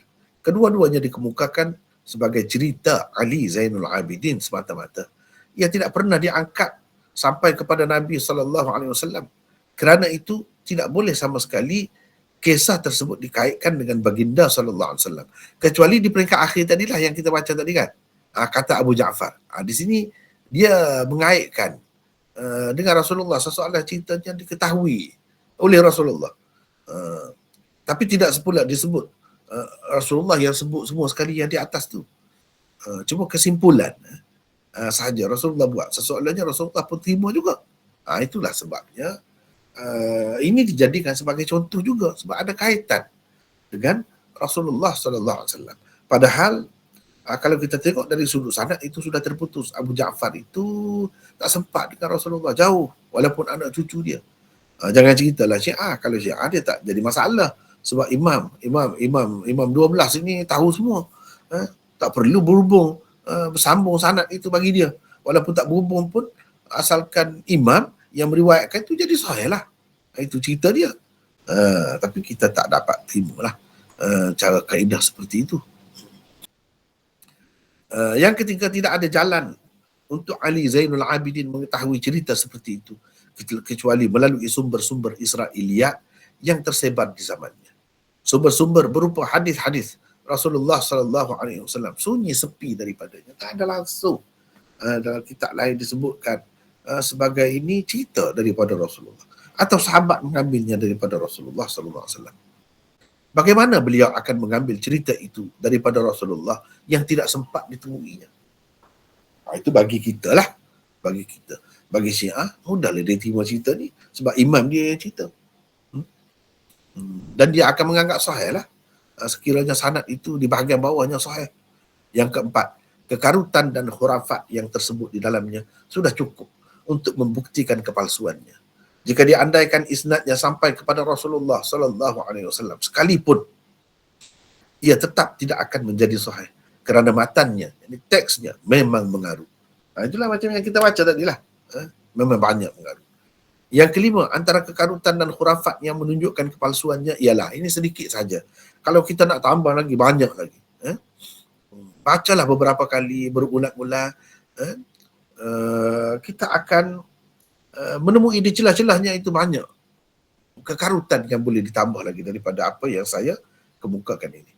Satu, antara kekarutan dan khurafat yang menunjukkan kepalsuannya ialah satu, permata merah yang diberikan oleh Dzulqarnain kepada Khadir.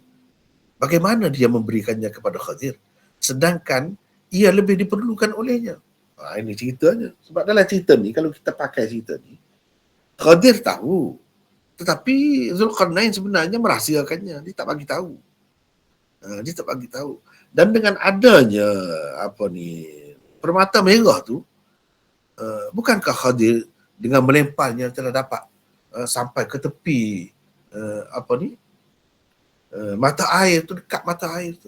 Kalaulah Dzulqarnain tetap pegang dengan dia, tetap pegang, jangan tidak bagi kepada orang lain, dialah kira-kiranya yang akan dapat. Kenapa dia bagi kepada Khadir? Ini suatu yang perkara yang tidak logik. Sebenarnya yang nak sangatnya ialah Dzulqarnain. Khadir itu kebetulan saja. Yang kedua, setelah menemui mata air kehidupan, kenapa Khadir tidak memberitahu kepada Dzulqarnain tentangnya? Sedangkan itulah yang dicari oleh Dzulqarnain. Dan Khadir memang tahu bahawa itulah maksud Dzulqarnain bersusah payah mengembara begitu lama. Bukankah itu menunjukkan khianatnya Khadir terhadap ketuanya? Jadi Khadir jadi orang bawah daripada Dzulqarnain. Sepatutnya dia kena setialah kepada ketuanya. Kenapa dia tidak bagi tahu? Kenapa dia tidak bagi tahu? Sedangkan perjalanan itu sudah mengambil masa lebih 12 tahun. Macam mana pula Dzulqarnain ini boleh meninggalkan urusan pemerintahannya dalam masa selama itu? Yang ketiga, pertanyaan burung ajaib tentang salat 5 waktu dan mandi junub itu memang karut. Kerana di zaman Dzulqarnain, salat 5 waktu dan mandi junub belum lagi disyariatkan. Yang keempat, riwayat itu menyebutkan Dzulqarnain hanya seorang hamba Allah yang saleh. Beliau tidak pernah disebutkan sebagai salah seorang nabi. Riwayat-riwayat yang sahih juga tidak pernah menyebut beliau sebagai seorang nabi. Persoalannya ialah, bagaimana seorang manusia biasa, walaupun soleh, boleh bersahabat dengan malaikat? Ini persoalan. Boleh bersahabat, bukan bertemu saja, tak bersahabat. Duduk pergi mari, selalu berjumpa, mesra, begitu mesra. Selalu pula dikunjungi malaikat tertentu, Ziyafil tadi. Keistimewaan yang diperoleh Dzulqarnain itu tidak diperoleh Khadir sekalipun. Khadir pun tak dapat. Kalau kita tengok dalam cerita dia, Khadir tu nampak tidak penting sangat. Tidak hebat pun. Dzulqarnain itu lebih hebat lagi. Walaupun beliau seorang nabi. Jadi dah terbalik ni. Menurut kebanyakan ulama, Khadir itu nabi. Jadi nabi pun tak dapat macam tu. Ini kalau kita kaitkan dengan Khadir yang semasa dengan dia, bersama dia. Apa lagi kalau kita tengok kepada nabi-nabi yang lain pun tak dapat benda macam ni. Tak pernah sampai begitu mesra dengan malaikat itu. Nabi-nabi yang lain juga tidak pernah dikurniakan keistimewaan seperti itu. Yang keenam, berdasarkan riwayat ini, Khadir rupa-rupanya dikurniakan umur yang panjang hingga ke akhir zaman kerana telah meminum air daripada mata air kehidupan itu. Inilah alasan orang-orang yang menerima Khadir masih hidup hingga ke hari ini, bahkan hingga ke akhir zaman. Kalau kita tanya, apa dalil dia? Macam mana? Apa sebab dia panjang umur? Inilah cerita, tak ada dah yang lain. Tak ada dah yang lain. Sedangkan cerita ini berpunca daripada riwayat Israiliyat yang karut marut. Yang ketujuh, Zulkarnain didakwa telah menemui Israfil. Dan penjaga sangkakala tu kan, Israfil, penjaga sangkakala yang telah menjelma sebagai seorang manusia yang muda, berpakaian putih. Adakah seorang manusia yang bukan Nabi boleh bertemu dengan malaikat Israfil dan boleh bercakap-cakap pula dengannya sebegitu rupa? Ini satu perkara yang pelik. Pelik. Khadir pun tak dapat yang ni. Sedangkan ini semua karut lah ni. Yang ke-8, rupanya Israfil sedang menunggu perintah Allah untuk meniup sangkakala di atas sebuah istana, di atas muka bumi ini juga. Ia telah ditemui Iskandar Zulkarnain. Tetapi bolehkah umat Islam percaya tentang sesuatu perkara gaib dengan semata-mata bergantung kepada cerita seorang manusia yang bukan Nabi? Itu perkara yang lain pula. Kita tak boleh terima daripada sesiapa pun. Ikutlah dia cerita mimpi ke apa ke, dia sendiri tengok macam ni. Tak boleh. Ini perkara gaib. Apa perlunya cerita macam ni? Kalau Khadir tu boleh tahan juga sebab dikatakan dia Nabi. Tetapi yang berlaku ini bertemu dengan Israfil bukan Khadir, tetapi Zulkarnain. Jadi untuk apa disebarkan cerita ni? Untuk kita percaya. Nak percaya mana boleh perkara gaib. Sedangkan dia bukan seorang Nabi. Yang ke-9, bagaimana Khadir bersedia menjadi menteri atau pembantu Iskandar Zulkarnain, sedangkan untuk bersahabat dengan Nabi Musa AS, lama sedikit pun beliau keberatan. Jika dia andaikan beliau masih hidup di zaman Rasulullah SAW dan mampu pergi kepada baginda, kenapa beliau tidak sudi menemui baginda? Ini persoalan. Kepada orang-orang yang terima itulah, kena gunalah akal, gunalah fikiran. Jangan sia-siakan akal yang Allah SWT kurniakan itu. Terutamanya orang-orang yang mendakwa mengikut ajaran Asy'ariyah. Sebab Abul Hasan Al-Asy'ari seorang cendekiawan, seorang yang kuat sangat guna fikiran dia, logik. Ini cuba tengok. Nabi Musa, ulul azmi, tiada khilaf tentang kenabian dan kerasulannya. Khadir itu masih lagi khilaf. Dia tak mahu. Sedangkan Iskandar Zulkarnain sampai begitu sekali. Dia jadi khadam kepada Iskandar Zulkarnain. Kenapa dia tidak mahu bersahabat dengan Nabi Musa? Lama sedikit pun tak mahu. Tak sudi dia. Keberatan dia. Dan kalau kita terima umur dia panjang sampai zaman Nabi kita tu pun dia ada, dan berdasarkan beberapa riwayat yang kita telah bincangkan dalam usul-usul sebelum ni, dia bertemu tapi bunyi suara saja. Kenapa dia tidak pergi bertemu secara berhadapan dengan Rasulullah SAW? Kenapa dia tidak sudi membantu Rasulullah? Sedangkan dia ada peluang itu. Kalau kita terimalah, ini menunjukkan semua ni karut. Dia tidak ada. Dah tak ada, macam mana nak berlaku semua itu? Untuk menemui Rasulullah SAW secara berhadapan pun beliau tidak sudi. Apalagi untuk menjadi pembantu baginda. Kan pelik tu. Pelik sekali sikap Khadir kalau begitu. Kecualilah kalau diterima beliau telah meninggal dunia. Habislah ceritanya. Tidak akan timbul lagi sebarang kemusykilan. Sebab itulah kita kata jangan diterima seperti yang diterima oleh boleh dikatakan semua orang-orang sufi. Ini menunjukkan orang sufi ini mempunyai suatu kepercayaan yang pelik. Yang kalau kita nak nilai dari sudut syariat, dari sudut hadis, tak boleh diterima. Tetapi mereka boleh terima benda-benda begini. Menyebabkan timbul banyak kemusykilan dan persoalan. Tetapi tidak ada jawapannya. Alangkah baiknya kalau kita terima saja pendapat-pendapat sekian ramai ulama, termasuk Imam Bukhari, yang mengatakan Khadir telah meninggal dunia. Habis cerita.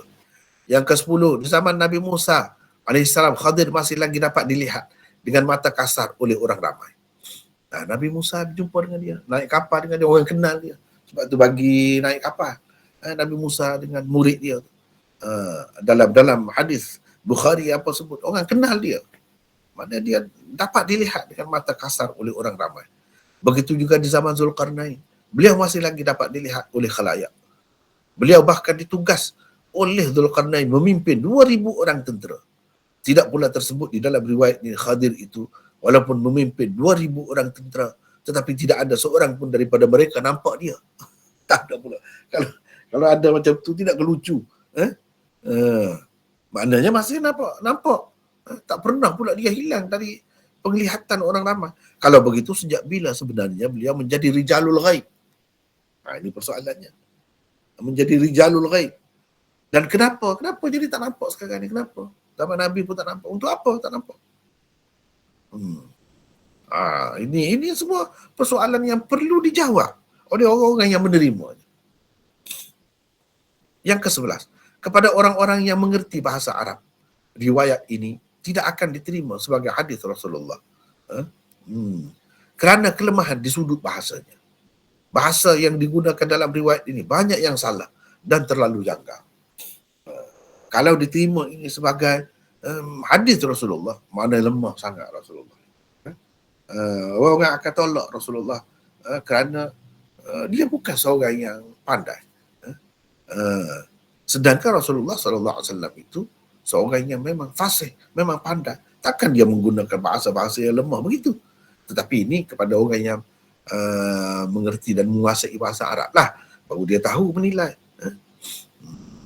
Yang ke-12, bagaimana tidak ada satu pun hadis yang sahih tentang panjangnya umur Khadir, demikian juga tidak ada satu pun hadis yang sahih tentang sebab umur beliau dipanjangkan.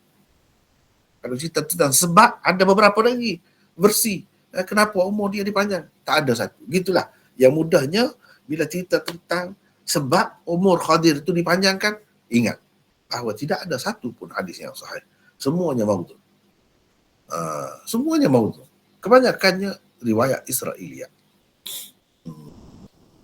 Begitulah. Barulah kita habis tentang berbicara tentang contoh pertama.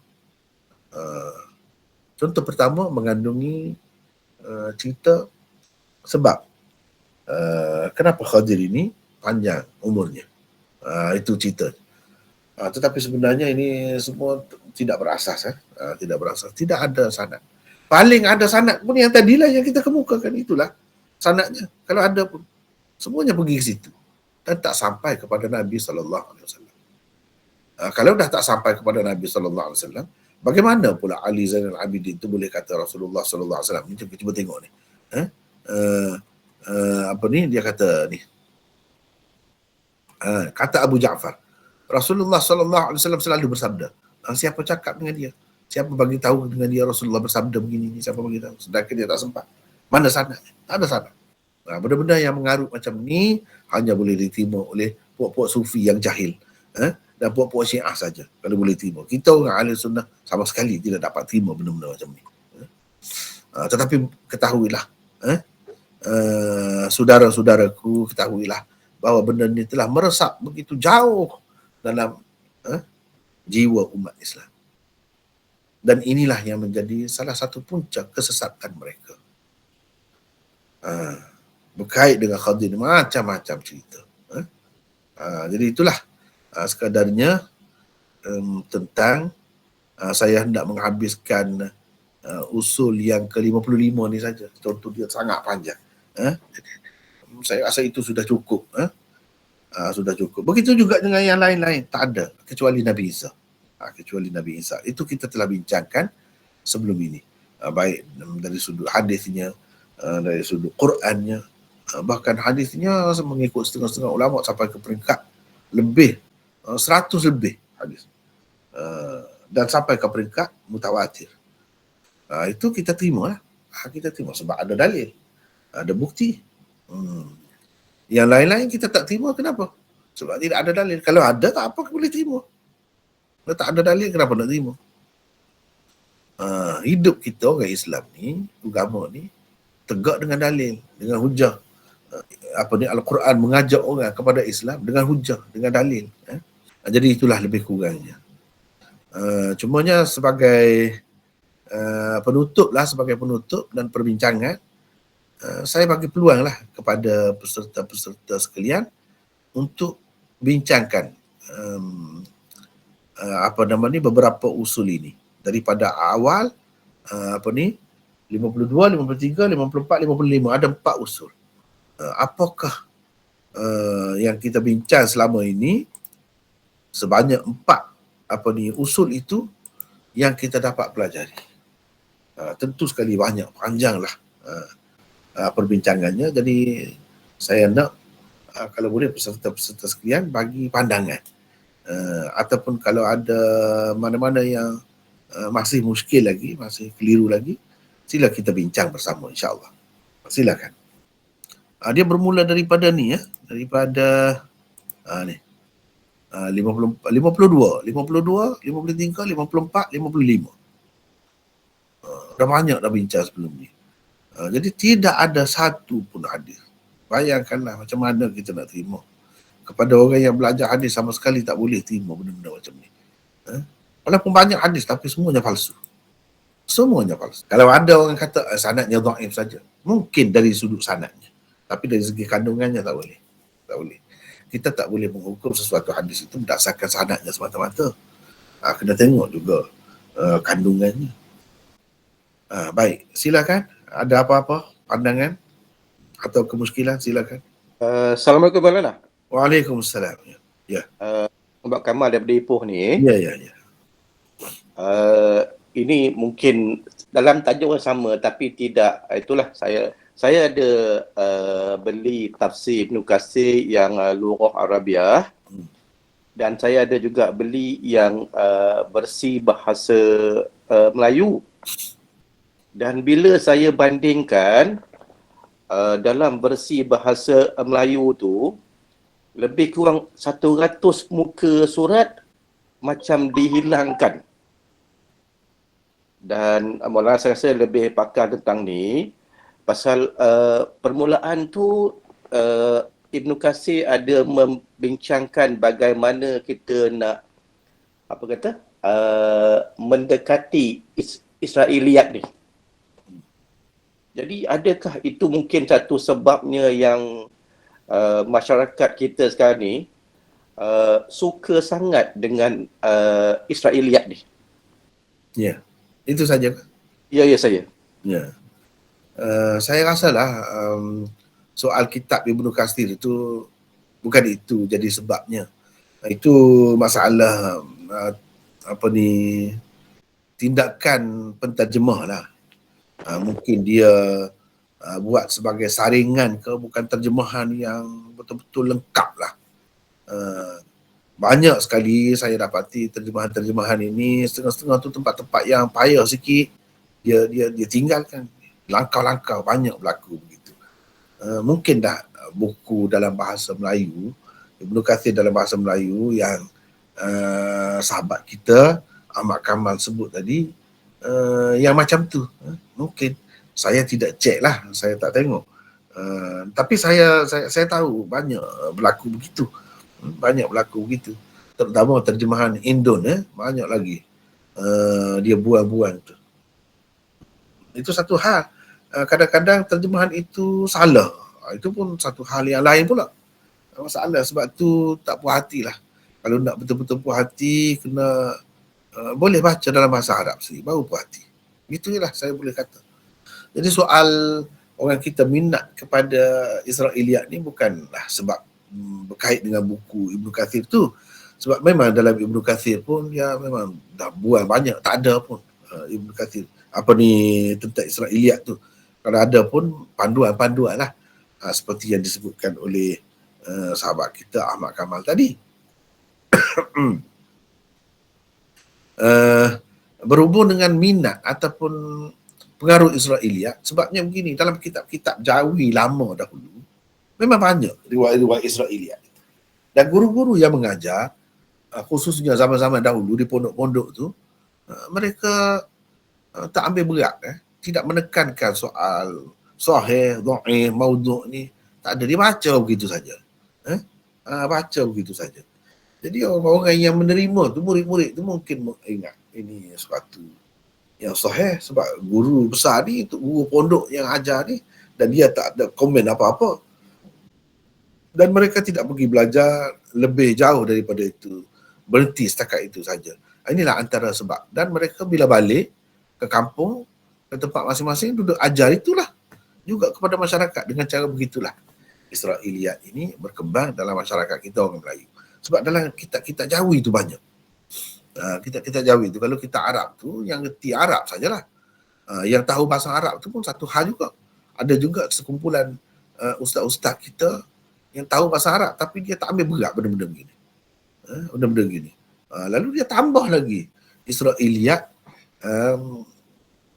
lain yang baru kepada yang sedia ada. Lagi semakin bertambah. Tidak ada kita bertemu, jarang sekali lah ada. Sekarang ni kalau ada pun nampak usaha-usaha menjelaskan kepada orang ramai tentang kedudukan riwayat-riwayat Israiliyat macam kita buat hari ni. Kita kemukakan dan kita bantah, kita kritik. Bukan kemukakan begitu saja, tidak. Kemukakan untuk membuktikan kepalsuannya. Dan kita tidak tinggal sedikit pun, kita terjemuh semuanya supaya kita berlaku adil. Tidak berlaku seperti yang dikatakan oleh sahabat kita tadi, dibuang-buang, tidak. Nak tengok sejauh mana kekarutannya itu. Memang karut lah. Memang dongeng. Ini termasuk dalam dongeng-dongeng orang dahulu. Jadi gitulah saya berpendapat kerana sikap orang kita dahulu dalam mengajar kitab-kitab ni memang bermudah-mudah lah. Sikap bermudah-mudah tu memang berleluasa. Gitulah. Allah. Banyak ni, 4 usul ni. Ataupun rasa tak puas hati kalau saya buat 4 usul, jadikan 2 sajalah. Atau macam mana, tapi saya nampak perlu benda tu, perlu. Sebab benda ni jadi penyakit ni. Jadi penyakit. Khususnya kepada orang sufi lah. Mereka percaya sungguh. Kalau tak percaya macam mana? Sedangkan didakwa syekh dia tu terima tarekat atau zikir-zikir dan wirid-wiridnya daripada Khadir. Macam mana? Terbatal lah, roboh lah dengan sendirinya. Tarekat ataupun wirid-wirid yang dia amalkan itu masalah. Dia nak pertahankan terus. Ya, ada lagi yang lain? Tapi clear orang tak ada apa, rasa tak ada apa nak dibangkitkan. Saya Muhammad Faizal daripada Gombak. Ya? Rasa tak ada apa, faham apa yang mau nak terangkan tu. Rasa macam faham lah. Tak ada apa yang kemuskilan tu tak ada. Alhamdulillah lah. Jadi bolehkah sekarang ni dah kita tahu ni, rasa macam mana? Yakin ke tidak untuk menolak benda-benda faham-fahaman begini yang tersebar dalam masyarakat ni? Kesianlah kepada kawan-kawan kita, sanak saudara kita yang masih lagi terpedaya dan tertipu dengan benda-benda palsu begini. Kesianlah. Tidak begitu? Betul, Maulana. Itu yang Betul. Assalamualaikum Maulana. Ya, silakan. Soalan ni luar lah, bukan tanya kita punya tajuk ni. Yalah. Kalau boleh tajuk ni sebab kita nak hadamkan betul-betul. Yang lain tu masalah lain pun boleh insya-Allah. Kita utamakan yang ni dulu. Saya akan utamakan hari ni untuk ni saja.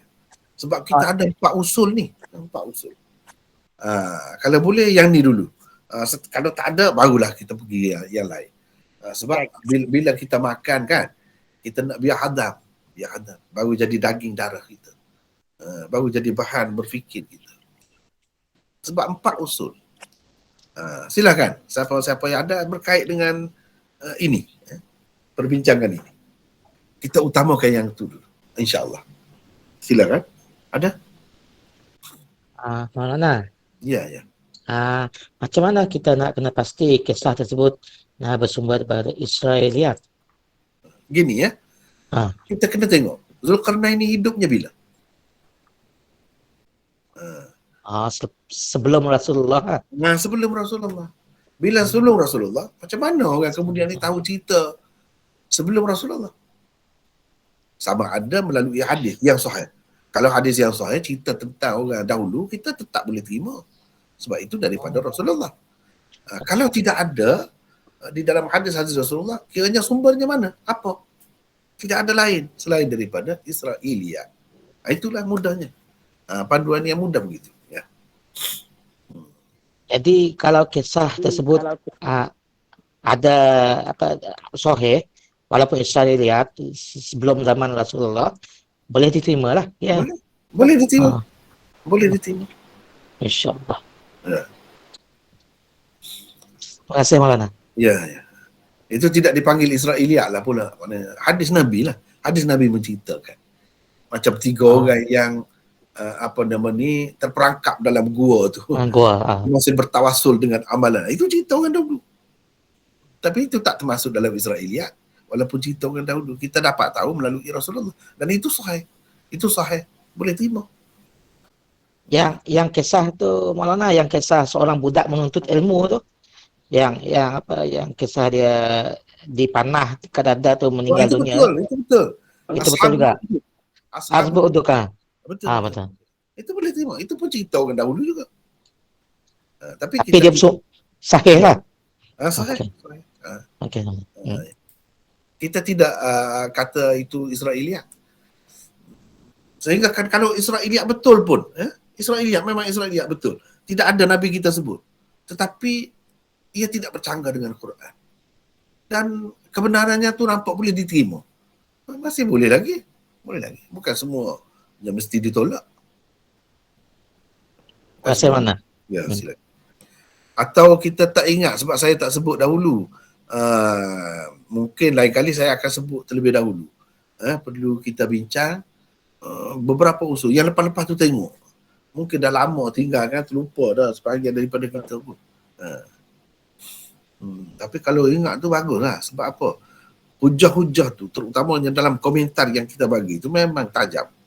InsyaAllah dapat menangkis semua tu. Dapat menghapuskan semua kepalsuan dan kekarutan yang tersebar dalam masyarakat. Tapi kita kena guna itulah sebagai senjata kita. Sebagai perisai kita. Assalamualaikum warahmatullahi wabarakatuh.